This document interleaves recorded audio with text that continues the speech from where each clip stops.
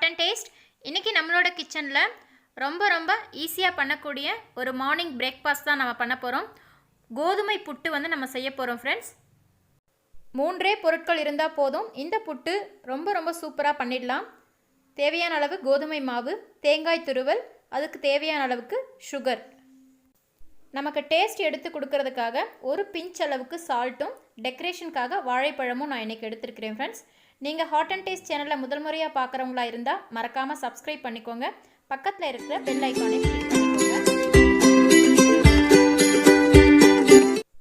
இப்போ நம்ம புட்டுவோட ப்ரிப்ரேஷனுக்கு போயிடலாம். தேவையான அளவுக்கு மாவு எடுத்துக்கலாம். நான் இன்றைக்கி 2 பேருக்கு பண்ணுறதுனால இந்த அளவுக்கு மாவு எங்களுக்கு போதுமானதாக இருக்குது. ஒரே ஒரு பிஞ்ச் அளவுக்கு சால்ட் ஆட் பண்ணி வெதுவெதுப்பான தண்ணி சேர்த்து நம்ம நல்லா மிக்ஸ் பண்ணி விட்டுக்கலாம் ஃப்ரெண்ட்ஸ்.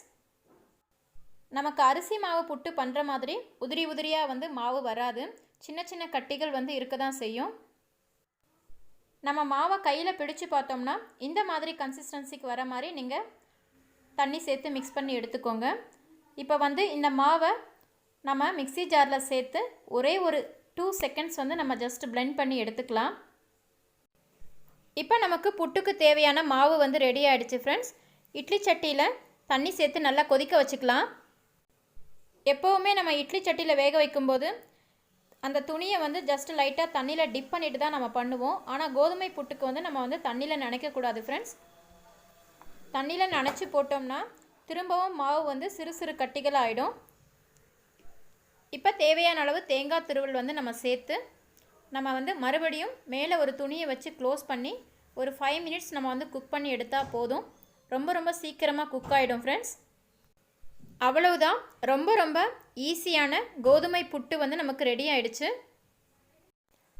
மார்னிங் பிரேக்ஃபாஸ்ட்டுக்கோ இல்லை ஈவினிங் ஸ்நாக்ஸுக்கோ ரொம்ப சூப்பராக இருக்கும் ஃப்ரெண்ட்ஸ்.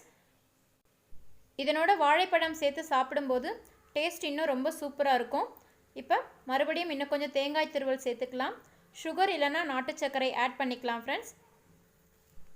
நீங்கள் உடனே சாப்பிட்ற மாதிரி இருந்தால் இதனோட நெய் இல்லைன்னா நல்லெண்ணெய் சேர்த்து சாப்பிட்டிங்கன்னா டேஸ்ட் இன்னும் ரொம்ப சூப்பராக இருக்கும். நீங்களும் இந்த ஈஸியான கோதுமை மாவு புட்டு ட்ரை பண்ணி பார்த்துட்டு உங்களோட கமெண்ட்ஸை வந்து போஸ்ட் பண்ணுங்கள் ஃப்ரெண்ட்ஸ். வேறு ஒரு ஈஸியான ரெசிபியோட நெக்ஸ்ட் வீடியோவில் மீட் பண்ணுறேன். தேங்க்யூ.